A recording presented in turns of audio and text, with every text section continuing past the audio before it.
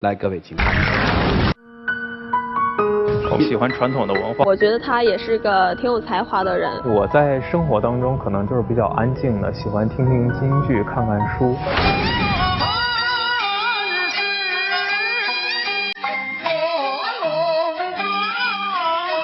我是一个特别纯正的东北姑娘，喜欢说话直来直去，特别直爽。因为我觉得一个现代人，我们应该去逛逛街呀，玩玩游乐场呀。他想要改变我这种性格，我觉得我们是互补的，但是他可能觉得有问题，所以我们就因为这件事儿，然后一直有很多的矛盾。我们现在的摩擦矛盾导致了影响我们正常的工作，所以我想尽快的解决这个矛盾。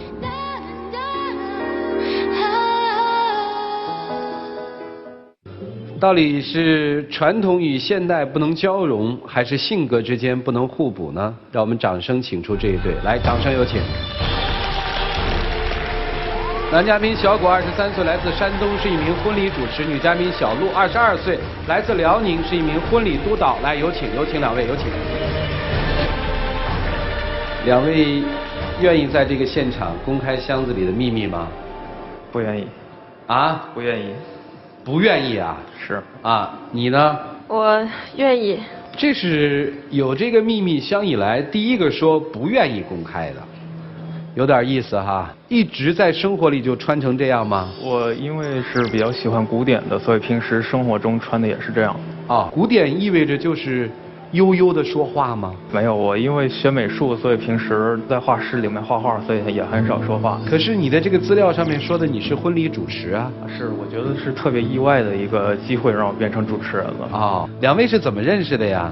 我们是在13年一次婚礼上，然后朋友把我介绍到他的婚礼上做督导，然后就认识了。谁先主动追求的谁呀？我俩在一起呢也是挺偶然的，因为跟他认识的时候我是有男朋友的，但是因为我以前的男朋友我感觉他不是太上进，我不喜欢那样的人，所以说后来我俩分了。分手那段时间他也就是一直在安慰我，后来我俩就慢慢在一起了。日久生情是吧？对对对。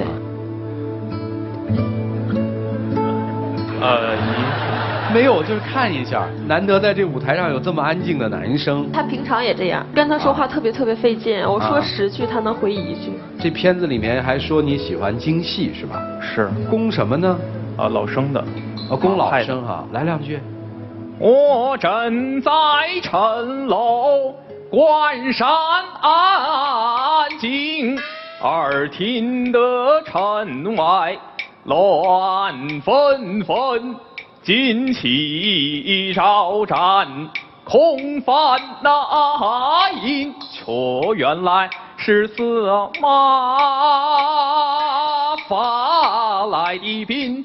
啊，您今天也准备唱一出空城计是吧？惜字如金，一句话都不说。那你当时看上他什么了呀？我感觉他这个人也是挺有才的，而且他在婚礼主持的时候他不是这样的啊，他就特别能说呀，包括跟新人方面去沟通。那是工作嘛？就感觉工作和生活中完全是2个样子。当初也没想到他生活中就是这么呆板的一个人。他呆吗？我朋友叫我去酒吧玩的时候，然后他就穿这身去的，多酷啊！但是酒吧里穿的就是都是比较时尚的，你突然整出这么一玩意儿，我都是哭笑不得了。然后我朋友就瞅，你怎么找一这样的呀？然后我就当时我说也挺好的，就是我就夸他好嘛，因为男人在外面都要面子嘛，我就夸我说特别有才。他还不领情，他就说那我穿这样怎么了？那理直气壮的。我觉得是他那些朋友的思想有问题，我觉得我穿中式的完全没有。像现在很多人也穿中式，我那些老师都穿中式的。咱不说这个服饰问题了，这都是小问题，这有什么好闹的吗？就是我俩因为这个性格方面，就是经常闹矛盾。就是我个人喜欢听梁静茹的演唱会，就暗示他，我说我想去看梁静茹的演唱会，然后他说然后后来他前一天晚上的时候给我打电话，哎，我明天想给你个惊喜，我可高兴了。结果这第2天化好了妆，又换好了衣服，美美的出门了，到那家伙又给我带去剧院去了。我觉得听戏也挺好的。我化的那么美的妆暗示你了，然后你带我去听戏了，你是给我惊喜吗？你是给我惊吓吧？说我也不太清楚。那天那个戏那个票很难弄的。好吧，你平常知道我不喜欢。你爱这个女人吗？爱。爱她陪她听个音乐会有什么不行的呢？但是她之前没跟我说，而且我觉得那种流行歌曲跟京剧比起来，我还不如去听京剧呢。那些歌词全都是讲情爱呀，什么千篇一律的啊，还不如听听那些人之礼义信的传统故事，我觉得更能激发我一些灵感。你135听京戏吗？246听演唱会不影响啊。他不但演唱会不去听，他平常圣诞节也不过，情人节也不过，然后我朋友他们都出去玩了。省钱啊！但是我想出去玩，作为一个女孩子，我们两个这个年纪就正好需要一些浪漫呢。然后他就死活就不过，心情就是当情人节、圣诞节的时候就特别低落。我觉得那些外国的节，他们那个万圣节都打扮的乱七八糟的、乌烟瘴气的，我觉得我很不能接受那种形象。我那天连街都没出。那我还不能接受你这种形象，在家唱就算了，他去 KTV 上去点首京剧，就雷到大家了。我觉得他们这些朋友应该去接受一些这种传统的知识，不应该就一直就是在这种现代啊、潮流啊这种很浮夸的。是你太雷了，你已经把大家震到了，你的威慑力已经达到别人无法能及的。是你的那些朋友让我去唱，好吧？我本来在那待着安安静静的，我就想歇一会儿。你那些朋友非得让我唱歌，我什么歌都不会。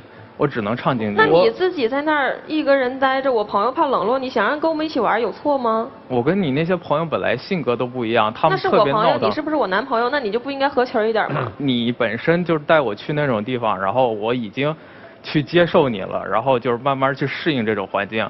我家里唯一一个安静的地方，他那天带他所有朋友到家里去开一个 party， 然后我一开门就发现有一个男孩穿着我的戏服在那耍。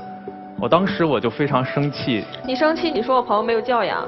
是啊，他没经过我同意拿我东西，就是没有教养的行为啊。那怎么就没教养了呢？你说人家没教养。正常人都应该知道，没经过别人允许的时候，那我允许了呀，我邀请来的朋友呀。对我来说，那个戏服是很珍贵的一个东西，怎么能让这样一个外行人随便动？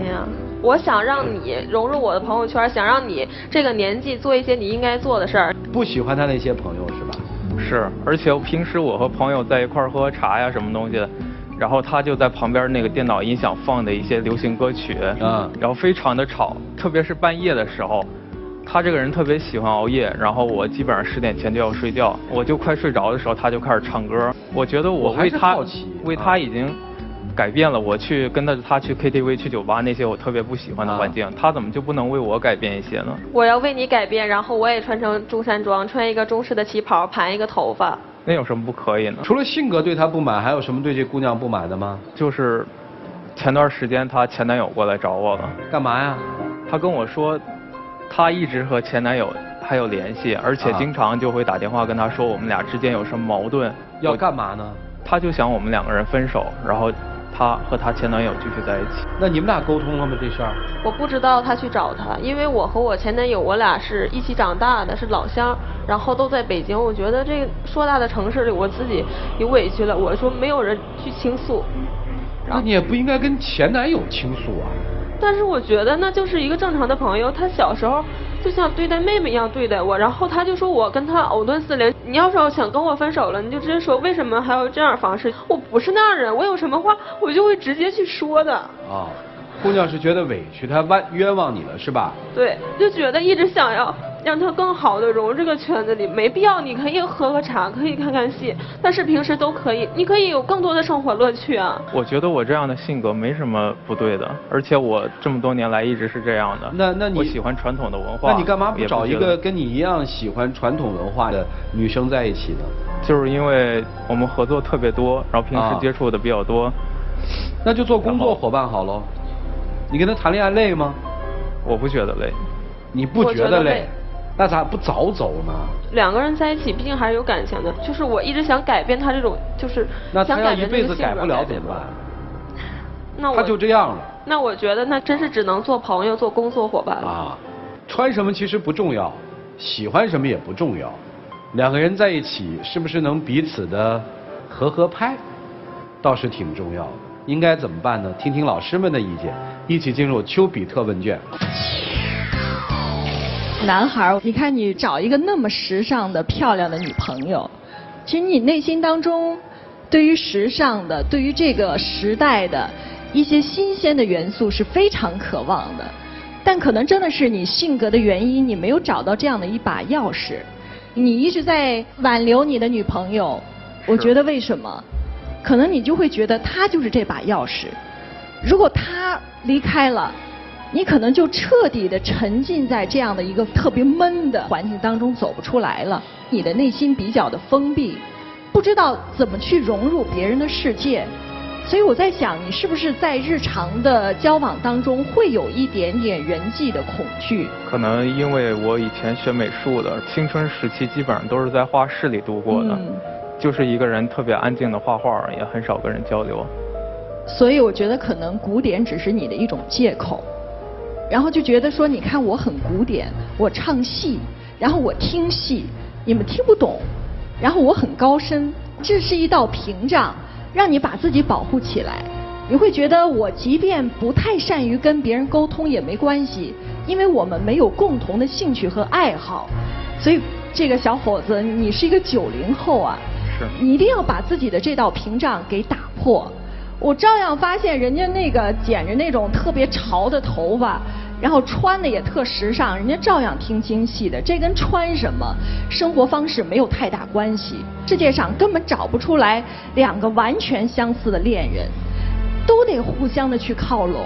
鉴于你们2个人的这种差异化的这种兴趣爱好，我特别建议你们去做这种半周恋人，1周有7天的时间，你们可以拿出3到4天的时间来去跟彼此一块玩儿。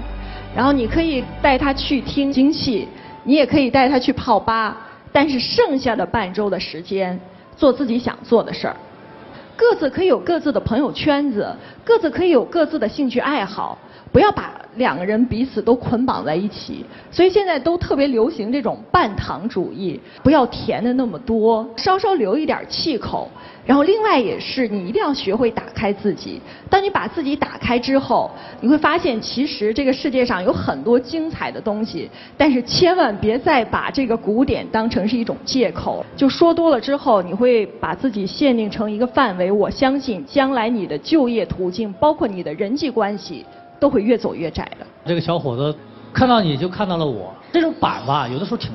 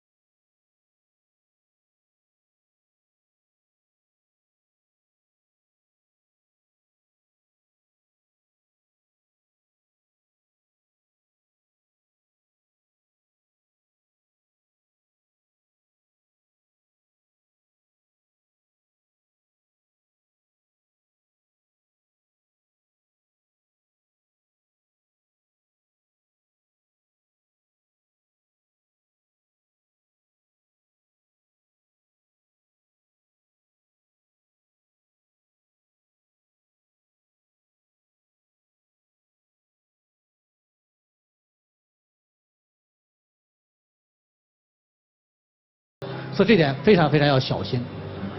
我觉得这个男孩不爱这个女孩子，你太爱你自己了。能够走到现在，我觉得这女孩心里应该承受了很多的东西的。爱情这种东西最重要的一点是开心嘛，所以如果你要觉得你活得很不开心，那为什么呢？你要考虑一下。有关于异性，在一生当中我们会遇上4种人。第一种，情投意合是恋人；第2种，再加上志同道合就成为爱人；第3种，兴趣相投是朋友；第4种，配合默契是拍档。最幸福的人是这4个角色都是一个人，既曾经是恋人，后来又成了爱人，生活当中是朋友，同时又是搭档，这是最幸福的人。最痛苦的人是4种角色完全错位，本来是朋友却偏偏要做恋人，本来只是拍档却偏偏要做朋友。因为这4种角色当中有非常相同的类似情感，所以我们很容易混在一起。比如说，不管是恋人、爱人、拍档还是朋友，我们都有着喜欢、认可、欣赏这3种复杂的情感。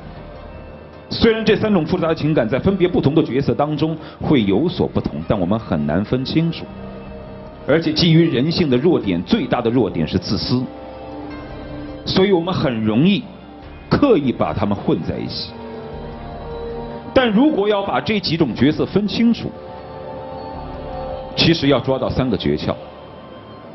是不是爱人和其他3种角色唯一的区别就在于：第一，对方是不是唯一而不可替代；第二，失去他，生活是否会一如既往的美好；第三，在他的世界当中，你有没有对错？拥有这3点，我认为可以称之为恋人或爱人；如果没有，最多成为拍档和朋友。我们来看一看有没有这3点。第一，对方是自己的唯一和一切。3位老师都认为男生是保护自己而板着的。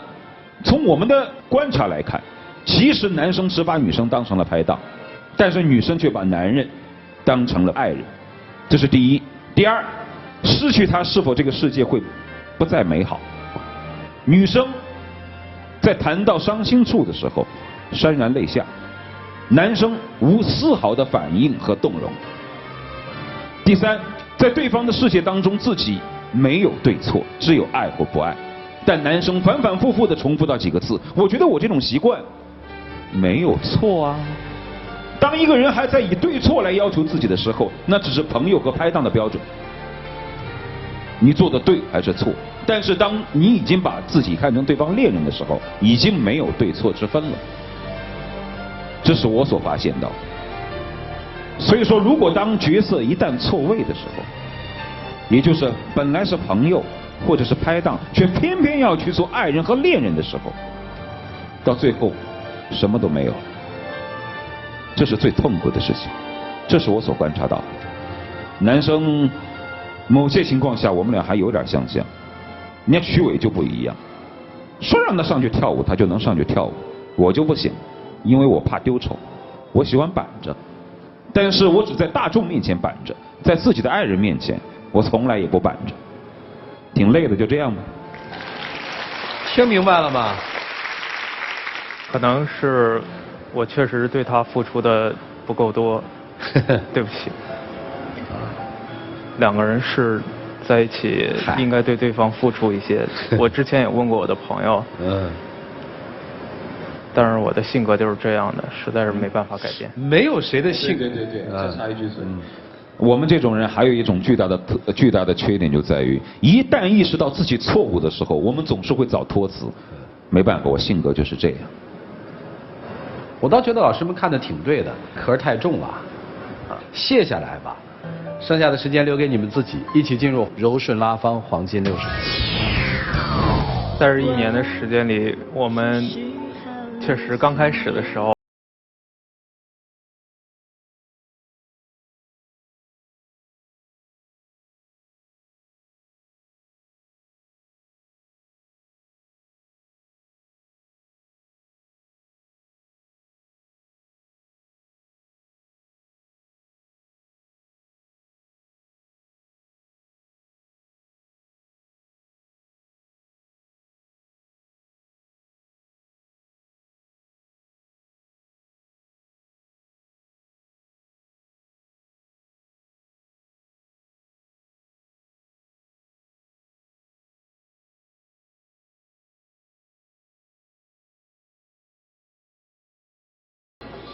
第一种你可以再听听现场观众的意见，第2种可以听听第3方的声音，第3个是请涂老师再为你指点一下迷津啊，你选择什么？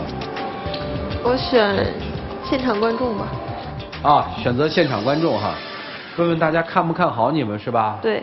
来，各位，对于他们这段情感，看好的选择赞成，不看好的请选择反对。来，各位，请选择。现场31.82%的观众呢，觉得还挺看好的，但是68.18%的现场观众觉得不是那么特别的看好。两位把箱子换了。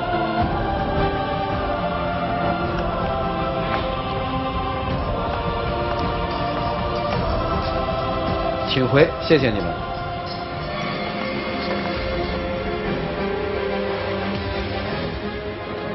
来，请关门。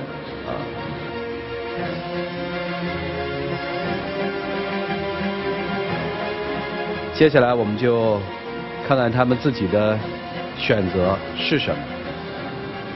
5、4、3。